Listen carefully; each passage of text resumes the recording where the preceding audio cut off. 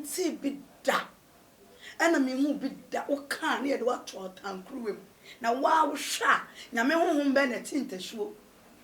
Nyame honhom ben ena tintosuo. Nyame honhom ben ena ebobọ asotro. Ah, deliverance ben. E wa Bible one kan ehu bida.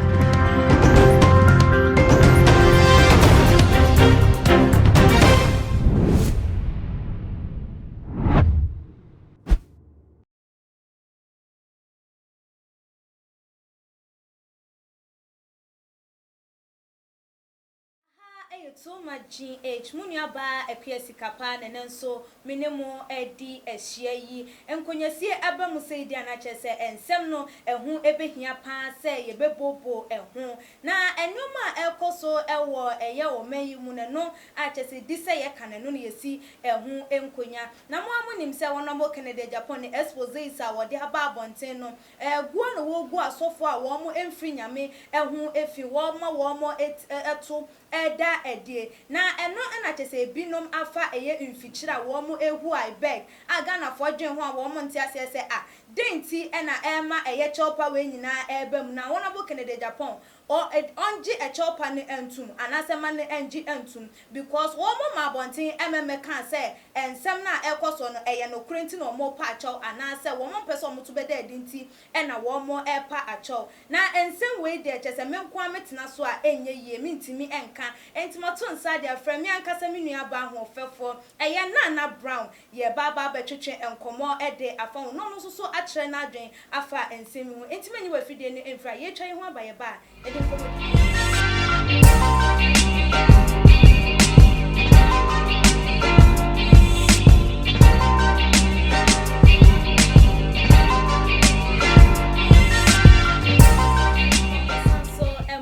akwaba ebiemu minuaba eye na brown se dem big kan no na ete mensa enifa so ntinkomo na na yede ebe hihye so no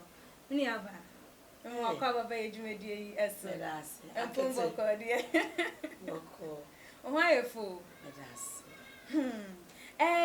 ensem a ekoso wa munimo ye wona bo Canada Japan expose sa eba abonten se asofo binom afa akire epa acho dent na wo hu se omo epa acho eye se wo moto a omo pese beda adi nti ene wo mo di sa adwuma na ana okay medase michia wetie fu na dia meka ne se ewiase wonye bone a eba ne sen na upacho wonye bone memetiwe obi ka asam to me so na menim sa ade na nipa na ka to me so no me menye ya eba ne sen ena masore se me kopacho ache se why ye dia ene no na kopacho the moment me pa hu chew no na che sa ade na maye anade me ka ntama se ade na menye ye nti die nti na me pa chew a chop and me for what? Enti eye Pastor Love mo ne na akwa Isaac mo ne eye Cecilia maf mo patch na chese ade na o ma ye nti na o ma ye pepepepepepe eye sanity e na de nti na ma wo hu se o ma ye nti na o mo patch na me meti kwada ye bodanfo me meti we me ye bodanfo se meti we obi se na wako wi ade me ama me ni makomem se me wi ade na wo kan se me wi ade na ma sori se me patch me patch am pa fa mbo ne che me nye bi the moment what to me akọ patch say ni kim na just ade na no kre na hu ne say e bia o mo mpese ye o manim begu ase e wo like begu o manim hu fie no nti enu gwase wen sister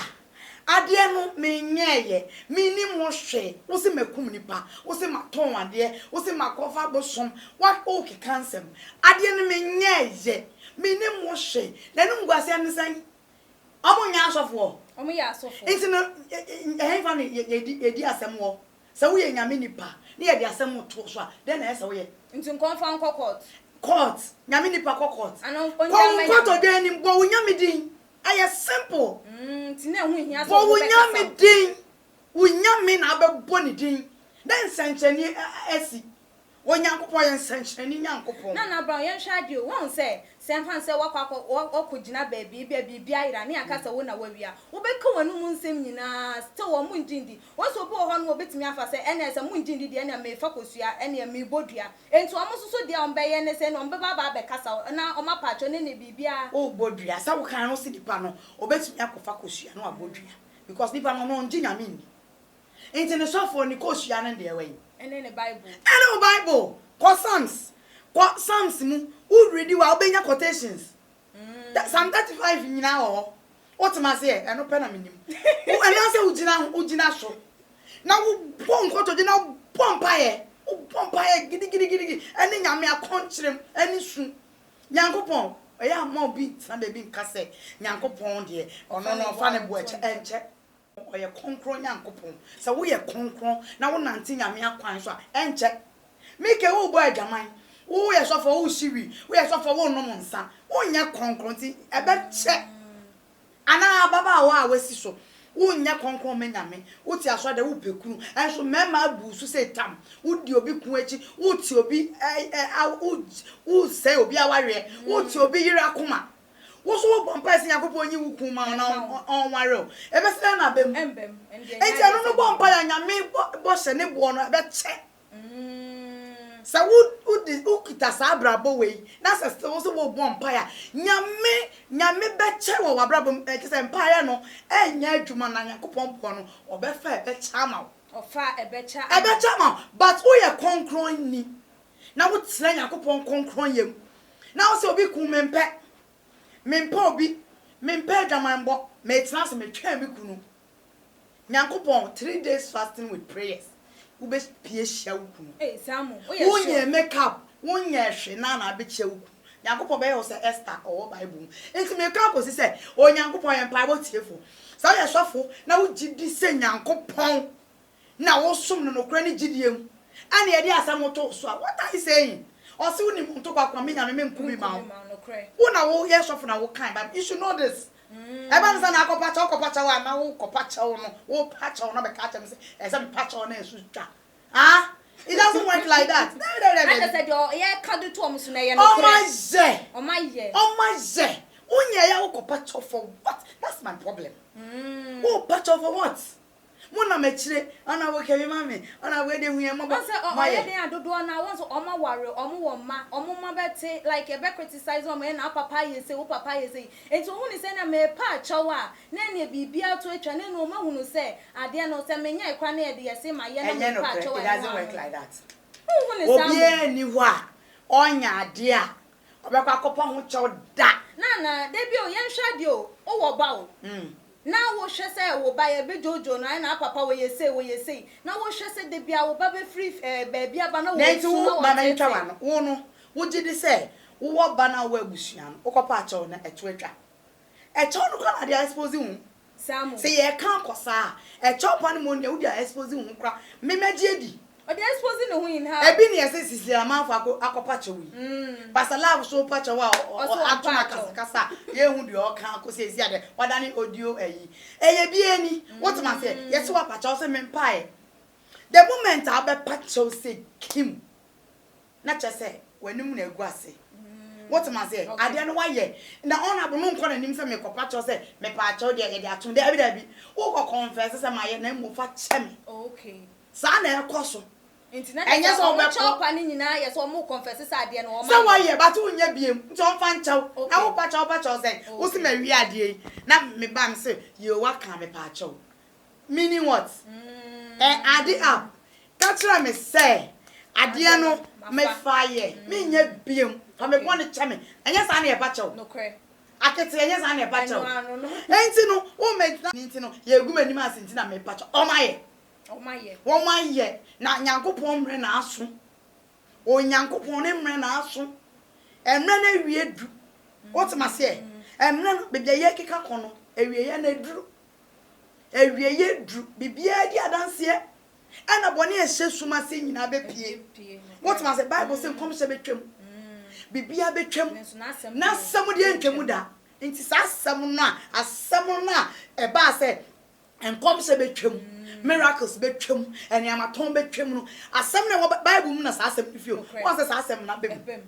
once abem who ni second one jo omo chop pan into mu ana eno de menya mra ni menya yi eye Kennedy na asem ono no say na media's fan so say won expose it's up to him say nyame adwuma na all ye dia uni osem na kwan so ne ye de nafa obi nkum oba obi nkum obi nyahwe na ebia na wafa azan kwan bi so di ejije nkrofo sika oba no be pacha otumi tunifo okay say ebia o enne me nye ne sa kongo to denim na go back to your first love asofo mu ye say na omo ye real pastors anyame frɛ omo most of them not all of them though but most of them omo ya ware asofo a yakopon frɛ omo but because of enibre okwa asori a nipa 15 na ama oni otwen okwa asori a nipa 10 sometimes pa we sofo na be bia asori nipa 3 di me no abem omusre na atiko na ya sofo no we hu se no wo oh why ya sa na tie enti no ohwa no ohwe no hu se say na ekwa no we otwi pajaro otwi big car what am I say cars no Bentley ni ade otwi bi o say papa na dey o say we bra metro secret no de nako enti na nyina ye otwenya bebre ne entumi tweti no wo sa no ko na kopa chewa na Kena church or say na yesi na no whereby obi wakwa kokum nipa okay obi wakwa wabo aban ka sa nyama ne de wo say mraka eye mra na beka memi nimu asem na bra yanko eye Cecilia Mafo akwankyira wode ba ya se wotiti nteso gu nkrofo anum ne wonko ne ba obobo bia sotro for deliverance no nyankopon timi emma eye nipa eye se ne sofo akwanche se yese ya na se yese sister menti bido mi hu bi da se nyankopon te bia na tama musi so ne bebi koso sa ena me se menti bi da ena me hu bi da o kan ne de wa to tankruwem na wa wo hwa nyame honhom ben na tintesuo nyame honhom ben na tintesuo nyame honhom ben na ebobo asotro deliverance ben e wa Bible one kan ehu bi da one bi wa there be no Bible no ehu bi wo enteso de ne nyankopon ye bi ni freni no de enteso fra ye na tie no de ye good o de ye ne he nani o de ye ne he nani ye de ye kenso ye so ekon ye tigu nanu enteso ya de papa no enteso ya de papa baby sister ade e koso Ghana na ebon 2020 nyame oni omo patrol for he asofo papa wo kro we mu a omo won wo sra nyame adom wo omo so then so because of sa asofo we mu ni ti no omo members pon na omo na ase because omo hu ni so omo ni wo sra okay aso me ma ne te wo na ne sofo preach kire no no we yare no catch us say mama in the name of Jesus you are healed or say there no chiri or oil or come ya cansam kese me na me wo tumi me na me yese aso ma bebre hu o ma sofo papa ne say omo ni nwusra asofo ni nwusra because musha ada asofo ni samnani akese ni nsam om keka mo no mo ji omudi enti nyankopon oye na dwuma okay o zinkrofobia fi system ni mu and that is what is going on eye nyame mre na aso enye ni pebi na eye bibi eye mre no na aso already wa ni amekwa na sister he me say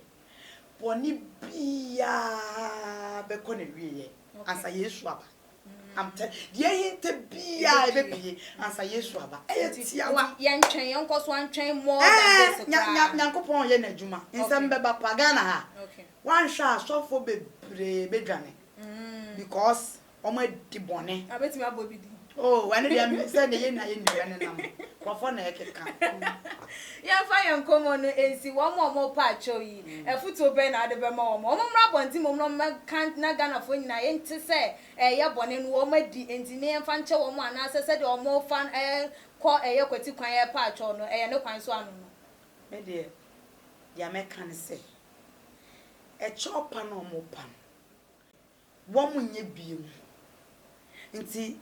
honorable Njaika no nyankopon fam pon ncho mo ana se e chopa no mo pan se ye gu omo anim ase nti